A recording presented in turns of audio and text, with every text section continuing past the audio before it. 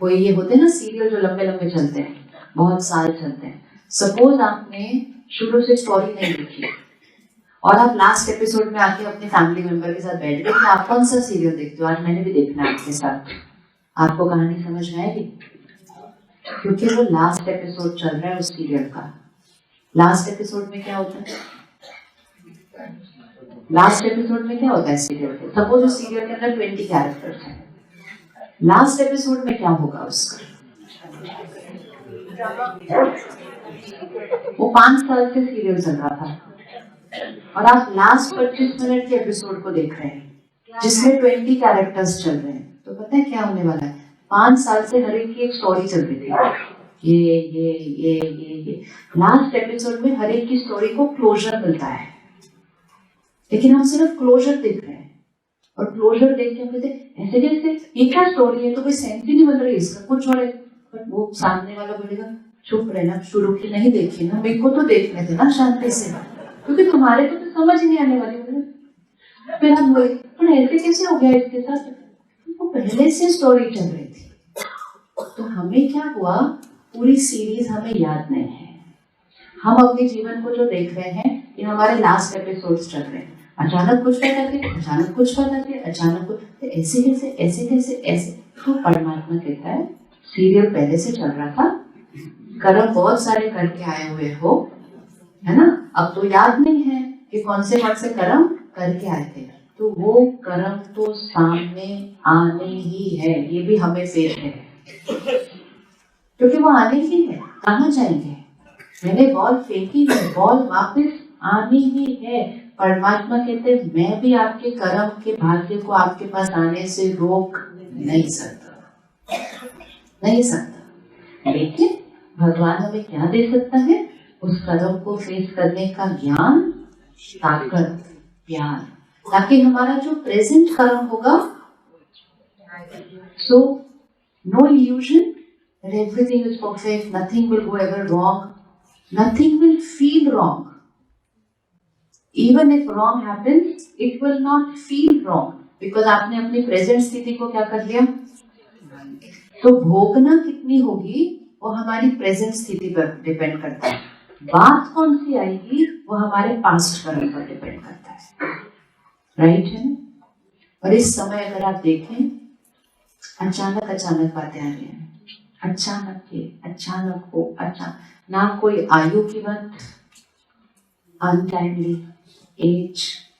पहले 30-40 साल पहले हम एक सर्टेनिटी के समय में चलते थे कि हाँ इस एज में नौकरी मिलेगी, इस एज में रिटायर होंगे, इस एज में शादी होगी, इस एज में डेथ होगी, इस एज में बर्थ होगी। अभी तो कुछ भी फिक्स नहीं है, कुछ भी फिक्स नहीं है। So we have come into that closure time, closure time. लेकिन जब ये नॉलेज होती है कि ये क्लोजर टाइम चल रहा है और फिर उस ज्ञान और शक्ति के साथ चलते हैं, तो फिर एपिसोड में कोई भी स्टोरी आ जाए, सबसे बड़ा कल्याण क्या रखना है? उसको फेस करने की स्थिति। क्लोजर मतलब द शिफ्ट। तो मुझ आत्मा ने सृष्टि चक्र है ना, सतयुग, त्रेता युग, द्वापर युग, कलयुग। सतयुग त्रेता युग परफेक्ट कर्म, डिवाइन सोल्स है, गलत कर्म कुछ करते नहीं। लेकिन जैसे द्वापर युग आए, मतलब सुबह और दोपहर परफेक्ट परफेक्ट, शाम से द्वापर युग से थोड़ा थोड़ा, जैसे ही थोड़ा थोड़ा ईगो स्टार्ट होगा, बॉडी कॉन्शियस स्टार्ट होगा, गलतियां होनी शुरू हो जाती हैं। जब तक हम सोल कॉन्शियस है हमारा कर्म सही है, जैसे ही बॉडी कॉन्शियस हुए, ईगो आया तो वाइसेस आए, वाइसेस आए तो गलतियां। तो हम द्वापर युग से गलतियां करते आए हैं, छोटी छोटी हो सकती है, कोई बड़ी बड़ी हो सकती है। मेजॉरिटी हमारे कर्म अच्छे थे, इसलिए आप देखो भाग्य बहुत अच्छे। संडे मॉर्निंग उठकर यहाँ आयो, इसके लिए भी कर्म करने पड़ते हैं, बाकी नहीं उठेंगे। क्योंकि मेरा माइंड कौन सा कर्म क्रिएट करेगा? हाँ सुबह सुबह जाना, कर्म नहीं किया है ऐसा जो भाग्य में आएगा। चॉइसेस भी हमारे कर्मों पर डिपेंड करती है। लेकिन द्वापर कलयुग, 2 युग हम बॉडी कॉन्शियस में चले हैं, हमारे से बातें हुई हैं, कोई भी आत्मा नहीं यहाँ बैठी होगी जिसने द्वापर और कलयुग में एक भी गलत कर्म नहीं किया है, और इसीलिए वो बातें कुछ कुछ रूप में सामने आनी, ये भी निश्चित है। कोई कहे मेरे सामने नहीं आनी, नहीं, पॉसिबल नहीं है। लेकिन जब वो बात आएगी सफरिंग कितनी होगी, वो चॉइस प्रेजेंट कर्म पर है। किसी को सफरिंग करनी है तो आज मेरे फेसबुक पे 10 ही लाइक हुए, उसके लिए भी उदास हो सकता है, हो सकता है, नहीं हो सकता। और किसी ने अपनी शक्ति भर ली इतनी कि उसके बच्चे ने भी शरीर छोड़ा, तो आत्मा बिल्कुल स्थिर। ज्ञान है, वो आत्मा मेरे पास इतने सालों के लिए आई थी, अब उस आत्मा को एक बहुत प्यारी सी जर्नी पर आगे जाना है, मुझे तो सिर्फ योग करना है उसके लिए। तो बात के ऊपर सफरिंग डिपेंडेंट नहीं है। सफरिंग किस पर डिपेंडेंट है? मेरी प्रेजेंट स्थिति। तो व्हाई डू वी से कि हमें रोज मेडिटेशन करना चाहिए, हमें रोज ज्ञान की स्टडी करनी चाहिए? क्योंकि वो हमारी स्टैमिना को क्या करते हैं? कैसे बढ़ाते हैं? एक बहन है, अभी तो उसने लास्ट वीक की, उसने टीवी पर प्रोग्राम देख रही थी, और जो उसने फर्स्ट एपिसोड देखा, मतलब which happened to be her first episode, was about अगर किसी की डेथ होती है तो कैसे करना होता है। तो उसमें वो था कि कोई शरीर छोड़ेगा, आप रोना नहीं और उस तरह से नेगेटिव थॉट्स नहीं क्रिएट करना, क्योंकि वो वाइब्रेशन सारी किसके पास जाएगी? उस आत्मा के पास जाएगी। तो वो बहन ने आई, उसने एक्सपीरियंस सुनाया, कहती जैसे ही मैंने एपिसोड देखा ना, मैंने तो डिसाइड कर लिया, अगर हम पे अंडरस्टैंडिंग आ गई ना, क्लिक हो गया एकदम बात, तो मैंने तो डिसाइड कर लिया।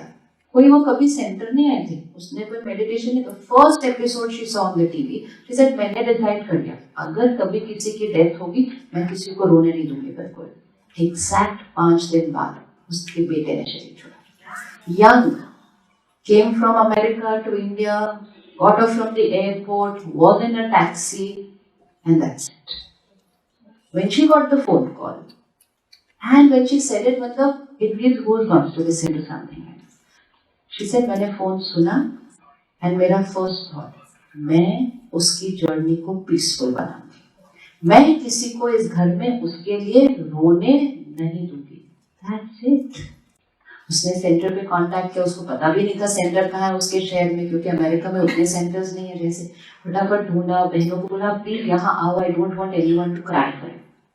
She just changed everything, completely changed everything.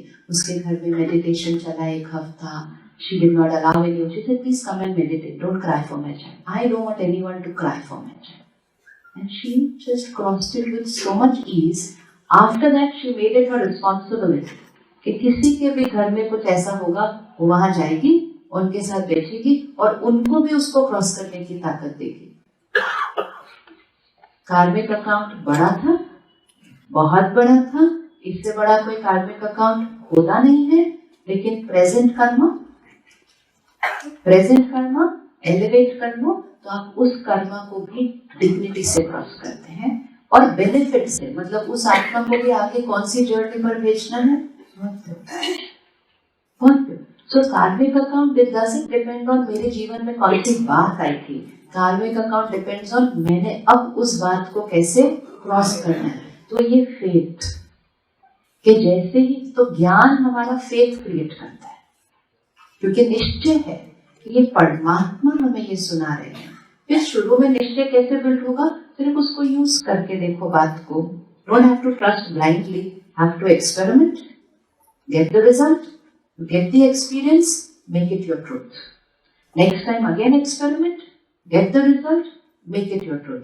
थोड़े दिन के बाद experiment stage finished, you know it, कि this ज्ञान की point works 100% faith, vocabulary changed. तो इसीलिए जब भी कोई बात आती है तो हाई क्यों हुआ, कैसे हुआ करने से हम ब्लेसिंग का ऑपोजिट देते हैं। मौसम है कलयुग का अंतिम समय, सतयुग नहीं चल रहा है, और जितना टुवर्ड्स द एंडिंग जाता है तो जो डिप्लीशन है वो बहुत फास्ट होता है।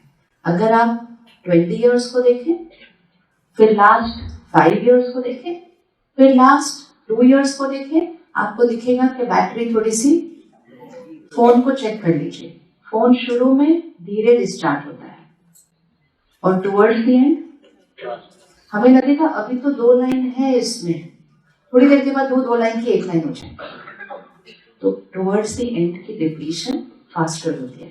तो इसलिए इस समय वो समय है, इसमें हमारी एक ही प्रोटेक्शन है सिर्फ कि हमें उस बैटरी को डिप्लीशन की बजाय क्या करना है, that is meditation. That is meditation कि सोल पावर डिप्लीट हो गई है कलयुग के अंत तक, लेकिन इसीलिए परमात्मा फिर हमें ये ज्ञान देकर, शक्ति देकर कहते हैं कनेक्ट टू मी। सिर्फ मुझे याद नहीं करो, रोते रोते उसको याद करते हैं, दैट इज नॉट पावर। चिंता चिंता करके उसको याद कर रहे हैं, दैट इज नॉट पावर। याद मतलब फिर मेरी स्थिति कैसी हो जाएगी, बिल्कुल। तो उसके लिए कनेक्शन, तो meditation is connection and connecting to the power house. Battery जब पावर हाउस से कनेक्ट होती है तो बैटरी क्या होने लग जाती है, चार्ज। और जैसे जैसे बैटरी चार्ज हो रही है, सामने से सिचुएशन आएगी, लेकिन हमारे पास क्या आ गया है, क्या आ गया है, पावर। कल ही हम सेंटर पर थे, यही विषय चल रहा था, क्योंकि कोई परिवार आया था, उनके घर में कोई ऐसी सिचुएशन आई थी, तो दीदी ने सुनाया, कहते थोड़े महीने पहले ही एक बहन जो सेंटर पर आती है, उसका 6 साल या 10 साल से बहुत छोटा बच्चा, वो रोड क्रॉस कर रहा था और उधर, एंड देन शी सेड, लेकिन शी सेड वो बहन उसी क्षण स्थिर, और वो हॉस्पिटल लेके गई तो वो डॉक्टर बोलता है आप माँ हैं इसकी। could not understand how can she be the mother, क्योंकि आप इतने स्थिर कैसे हो सकते हो, आप एक completely injured बच्चे को लेकर आए हो अपने साथ। And then the child did not make it, वो आत्मा आगे चली गई, लेकिन वो आत्मा मदर बिल्कुल स्थिर। Practice, this is called spiritual stamina. This is spiritual stamina. और इस पर नहीं वर्क करो तो कोई एक वर्ड बोले तो हम 1 घंटा रो सकते हैं। ये सिर्फ एक स्टैमिना होता है। जैसे हमें कोई बोले कि ये उठा लो तो मुझसे ये भी नहीं उठेगा, मेरे को लगता है बहुत भारी है, मैं बोलूँगी कोई और आए साथ में हेल्प करने के लिए, क्योंकि मेरे पास उसका फिजिकल स्टैमिना नहीं है। लेकिन कोई और जो रोज ट्रेनिंग करना जाते हैं ना, जिम ट्रेनिंग करने के लिए, तो कितने वेट्स उठा लेते हैं, कितने वेट्स उठा लेते हैं। So it's all about, आपने उसको प्रायोरिटी दी, उस पर रोज ट्रेनिंग की, तो आपका फिटनेस और स्टैमिना क्या होता जाएगा। वेट का साइज नहीं, स्टैमिना कितना है वो चेक करना है। एंड नो इल्यूजन, कलयुग का एंड, बातें तो अब शुरू हुई है। क्लोजर में cleansing is never a clean process. आप अपने शरीर की भी क्लेंजिंग करने चले जाओ, बड़ा कंफर्टेबल एक्सपीरियंस वो नहीं होता है, लेकिन डिटॉक्स तो होना ही होना है, क्लेंजिंग तो होनी होनी है। तो ये बातें आएंगी, कभी नेचुरल क्लाइमेट हो रही है, कभी क्लाइमेट चेंज हो रहा है, कभी मौसम चेंज हो रहा है, कभी रिश्तों में, कभी सुखे। हमें बातों पर फोकस नहीं करना, हमें किस पर फोकस करना है कि अब मेरा हर कर्म कैसा होना चाहिए। तो जैसी बात आए, स्थिति अगर एक रस होती है तो faith and blessings working hand in hand. तो सामने से अगर कोई गलत व्यवहार करता है ना, अब वो युग चला गया कि उसके व्यवहार को देखकर परेशान होना, फिर उदास होना, फिर रोना। अंडरस्टैंड, वो आत्मा की पावर, वो आत्मा की पावर।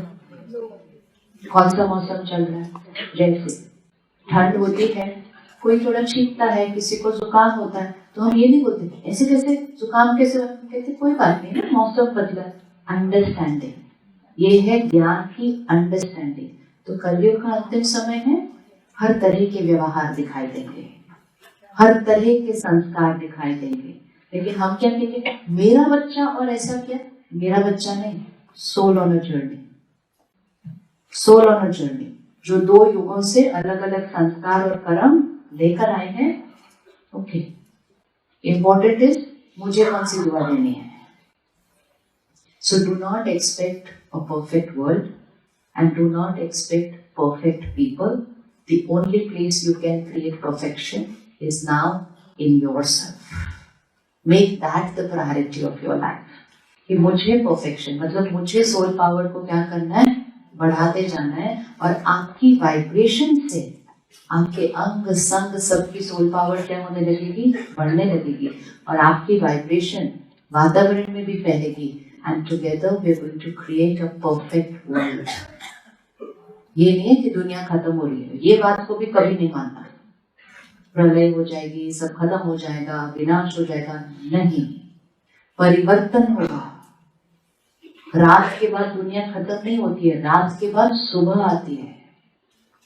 अगर किसी का वो फर्स्ट डे है और उसने कभी देखा ही नहीं है कि रात के बाद सुबह आती है, तो वो रात को तो डर ही जाएगा ना, ये क्या हो गया, कुछ भी नहीं दिखाई दे रहा, कोई क्लैरिटी ही नहीं है, क्योंकि उसको पता ही नहीं है कि रात के बाद सुबह आती है। तो कलयुग के बाद कौन सा युग आएगा? पर कैसे आएगा? कैसे आएगा?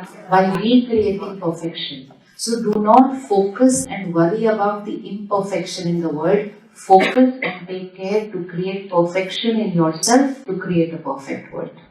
जो मकान टूट रहा है उसकी चिंता नहीं करनी, उससे पहले नए मकान को खड़ा करके रेडी रखना है। हम थोड़ी पुराने मकान को देखते रहते हैं, ओ अभी इधर भी लिखे, ओ भाई जल्दी करो, खराब हो रहा है मकान, क्या करो, फोकस किस पे करो, वो तो खराब होने, वो बियॉन्ड रिपेयर है।